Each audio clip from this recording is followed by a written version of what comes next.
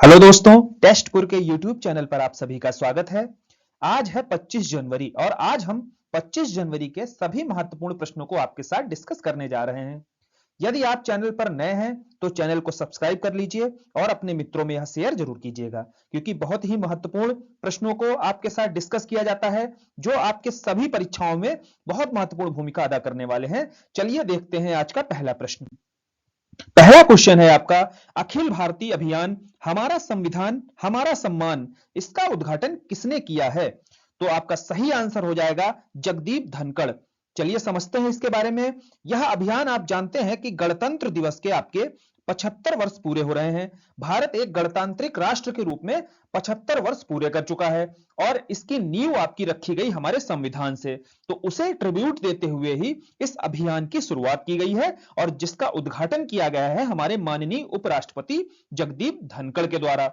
Explanation इसका देखते हैं तो वही दिया हुआ है यहां पर। देखिए 75 वर्ष के उपलक्ष्य पर यह अभियान शुरू किया गया है। साथ ही यह अभियान न्याय विभाग, विधि एवं न्याय मंत्रालय द्वारा चलाया जा रहा है। तो मंत्रालय आपका कौन सा है? न्याय विभाग, विधि एवं न्याय मंत्रालय।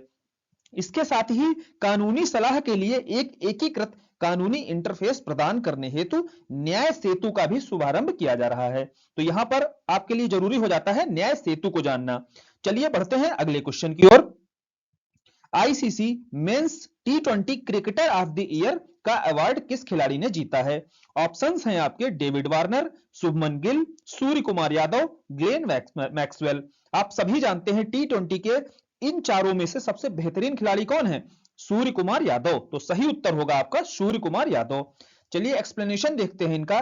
तो भारत के धाकड़ बल्लेबाज सूर्य कुमार यादव ने लगातार दूसरे साल आईसीसी मेंस टी20 क्रिकेटर ऑफ द अवार्ड जीता है। तो यह पिछले वर्ष भी सर्वश्रेष्ठ खिलाड़ी के रूप में चुने गए थे और इस साल भी यह अवार्ड सूर्य कुमार यादव को ही दिया गया है। साथ ही इन्होंने वेस्ट इंडीज, ऑस्ट्रेलिया और दक्षिण अफ्रीका और श्रीलंका के खिलाफ शानदार बल्लेबाजी भी की और यह बेहतर प्रदर्शन करने के चलते ही उन्हें यह अवार्ड मिला है। और श्रीलंका के खिलाफ पुरुषों के टी20 में भारत के लिए दूसरा सबसे तेज शतक सूर्य कुमार यादव ने ही लगाया है। चलिए बढ़ते हैं अगले क्वेश्चन की ओर। ऑस्कर 2024 के लिए नॉमिनेटेड हुई documentary film to kill a tiger, इसका निर्देशन किसने किया है? क्वेश्चन है आपका कि जो आपकी डॉक्यूमेंट्री फिल्म ऑस्कर 2024 के लिए नॉमिनेट की गई है उसके आप निर्देशन बताइए। तो सही उत्तर है आपका निशा पाहुजा। एक्सप्लेनेशन देखते हैं तो 96वें एकेडमी पुरस्कार के लिए जो डॉक्यूमेंट्री फिल्म हमारी गई है, जो सर्वश्रेष्ठ डॉक्यूमेंट्री फीचर फिल्म की कैटेगरी में नॉमिनेट हुई है, वह है आपकी टू किल ए टाइगर। साथ ही इस डॉक्यूमेंट्री के बारे में थोड़ा और जानते हैं, जिसमें झारखंड की एक नाबालिग लड़की की कहानी बताई गई है और इसका निर्देशन किया गया है हमारे निशा पाहुजा के द्वारा। साथ ही ऑस्कर 2024 के विजेताओं की घोषणा कब की जाएगी? 10 मार्च को की जाएगी। चलिए अगले क्वेश्चन की ओर बढ़ते हैं। अगला प्रश्न है, एशियाई मैराथन चैंपियनशिप में स्वर्ण पदक जीतने वाले दूसरे भारतीय कौन बने हैं? तो इसका सही उत्तर हो जाएगा आपका मान सिंह।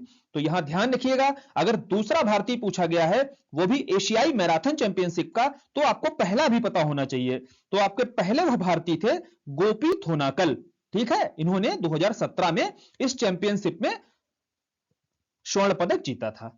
तो इसका एक्सप्लेनेशन और देखते हैं कि मान सिंह एशियाई मैराथन चैंपियनशिप में स्वर्ण पदक जीतने वाले दूसरे एथलीट बन गए हैं। इन्होंने 2 घंटे 14 मिनट 19 सेकंड 2 घंटे 14 मिनट 19 सेकंड में यह प्रतिस्पर्धा अपने नाम की। अगले क्वेश्चन पर बढ़ते हैं अब।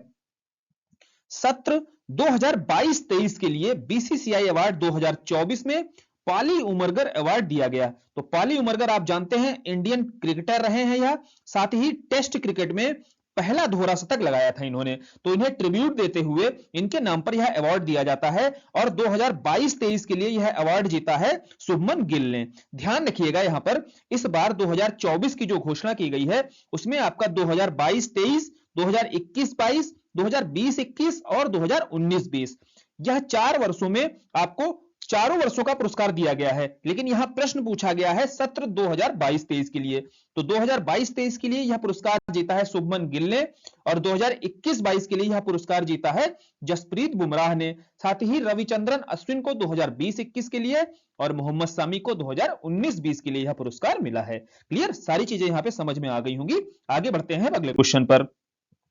अगला प्रश्न है आपका, राष्ट्रीय बालिका दिवस हर साल कब मनाया जाता है? तो आपको बता दें, राष्ट्रीय बालिका दिवस 24 जनवरी को मनाया जाता है।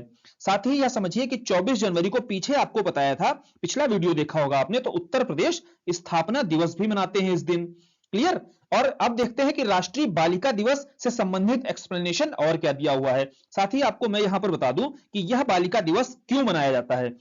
इसी तिथि को 24 जनवरी को पीएम इंदिरा गांधी आपकी पहली महिला प्रधानमंत्री के तौर पर इन्होंने शपथ ली थी। तो इस तिथि को हमारे भारत को पहली महिला प्रधानमंत्री मिली थी, इस कारण यहां से हम राष्ट्रीय बालिका दिवस के रूप में मनाते हैं। एक्सप्लेनेशन समझते हैं तो इसका उद्देश्य बालिकाओं के अधिकारों और उनके सामने आने वाले मुद्दों के बारे में जागरूकता फैलाना होता है। साथ ही अगर पूछा जाए आपसे कि इस दिवस की शुरुआत कब से हुई, तो 2008 से हुई है और देश में सभी बालिकाओं के अधिकारों का समर्थन करने वाली जो योजनाएं चल रही हैं, उदाहरण के तौर पर बेटी बचाओ बेटी पढ़ाओ, सुकन्या समृद्धि योजना, कई सारी परियोजनाएं हैं जो सरकार के द्वारा चलाई जा रही हैं, उन्हें भी यहां पर प्रमोट किया जाएगा। क्लियर? तो आगे बढ़े अब अगले क्वेश्चन की ओर। कर्पूरी ठाकुर को पूछ रहा है कि भारत रत्न से सम्मानित किया जाएगा, ठीक है? तो पूछ रहा है क्वेश्चन कि वह किस राज्य के पूर्व मुख्यमंत्री थे? तो आपको बताना है कि वह बिहार राज्य के पूर्व मुख्यमंत्री रहे हैं।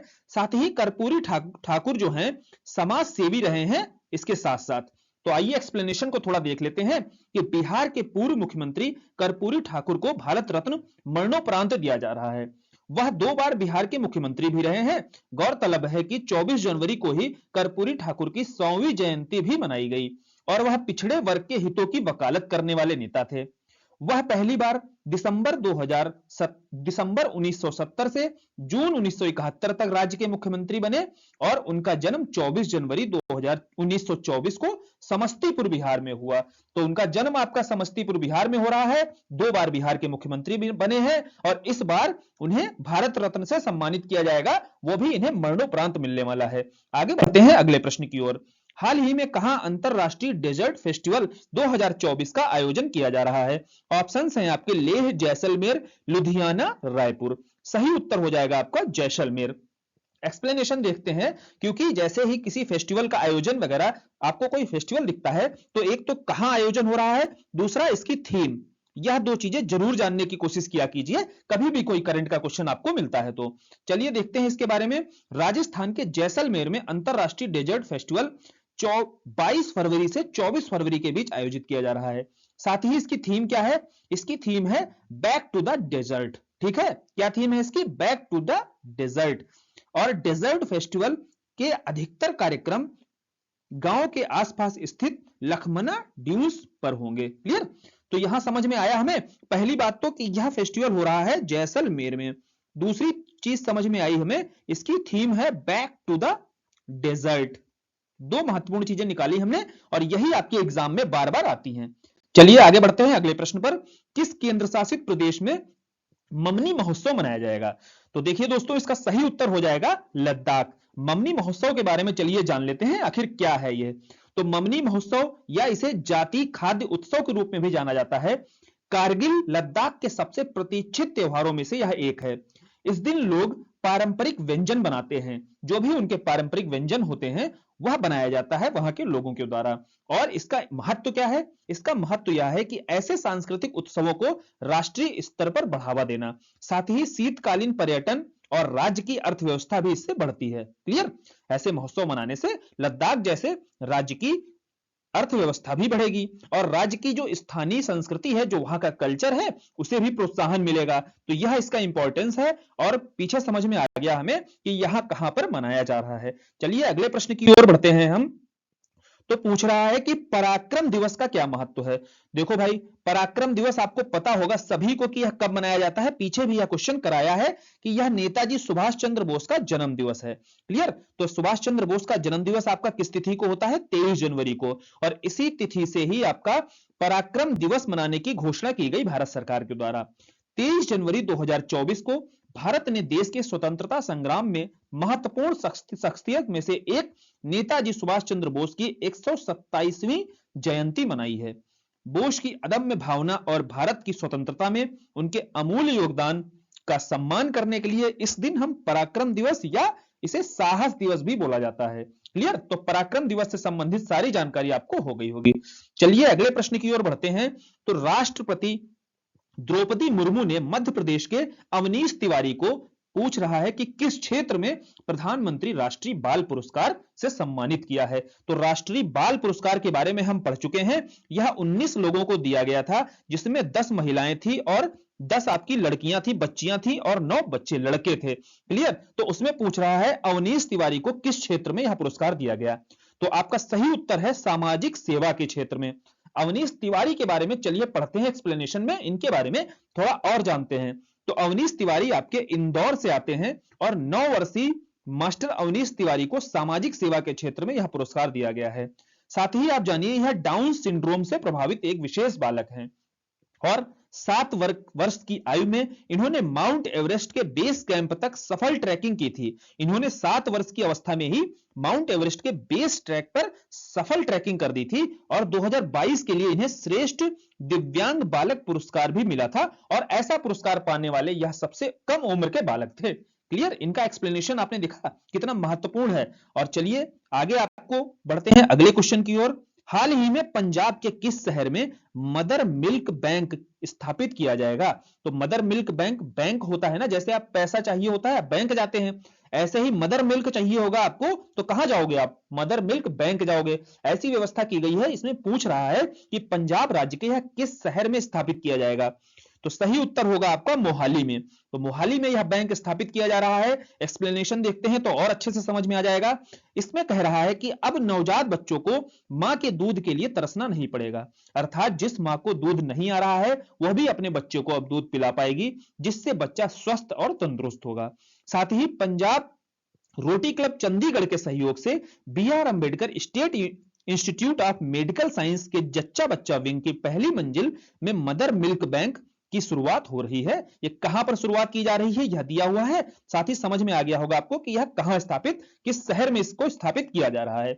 अगले प्रश्न पर बढ़ते हैं। तो हाल ही में दुनिया का चौथा सबसे बड़ा शेयर बाजार कौन सा बन गया है। तो दोस्तों हमारे लिए गौरव की बात है कि भारत आपका चौथा सबसे बड़ा शेयर बाजार बन चुका है। चलिए देखते हैं यह किसकी रिपोर्ट है। तो ब्लूमबर्ग की यह रिपोर्ट है और इसके आंकड़ों के अनुसार भारतीय शेयर बाजार का संयुक्त मूल्य 4.33 ट्रिलियन डॉलर तक पहुंच चुका है।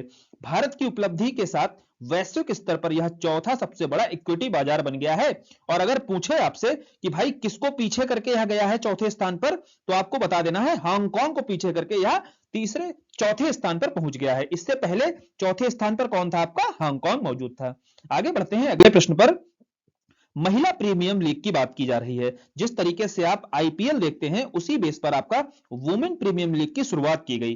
तो पूछा जा रहा है वर्ष 2024 के लिए आयोजन कब किया जाएगा।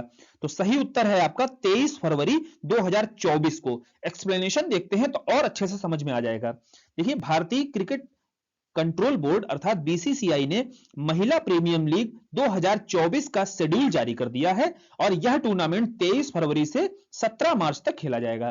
तो 23 फरवरी से अब 17 मार्च तक आपका वुमेन प्रीमियम लीग होने वाला है। पिछले साल भी यह वुमेन प्रीमियम लीग चालू किया गया था, जिसमें 5 टीमें 22 मैच खेली थी और मुंबई इंडियंस, जैसे आईपीएल में पहला आईपीएल भी किसने जीता था, मुंबई इंडियंस ने जीता था। और इनके जो नामकरण किए गए हैं वह जिस तरीके से आईपीएल की टीमें हैं उसी बेस पर वहां भी नामकरण आपको दिख जाएगा। तो वो जो पहला वुमेन प्रीमियम लीग था उसकी भी चैंपियन रही थी मुंबई इंडियंस और यह दूसरा संस्करण होने वाला है। पिछले साल हरमनप्रीत के नेतृत्व में मुंबई इंडियंस ने मैच जीता था। तो आपसे पूछा जाए कि मुंबई इंडियंस की कप्तान कौन है, तो वर्तमान भारत की जो कप्तान है हरमनप्रीत कौर। चलिए आज का एक्सप्लेनेशन यही खत्म करते हैं। तो आपका यह 24 जनवरी का करंट अफेयर खत्म होता है। अब आगे बढ़ेंगे हम, कल 25 जनवरी का आपके साथ डिस्कस करेंगे। साथ ही अगर आप चैनल पर नए हैं तो दोस्तों चैनल को सब्सक्राइब जरूर कर लेना, है ना, क्योंकि इस तरह का कंटेंट आपको क्वालिटी कंटेंट यहीं पर मिलेगा टेस्ट पर। चलिए धन्यवाद।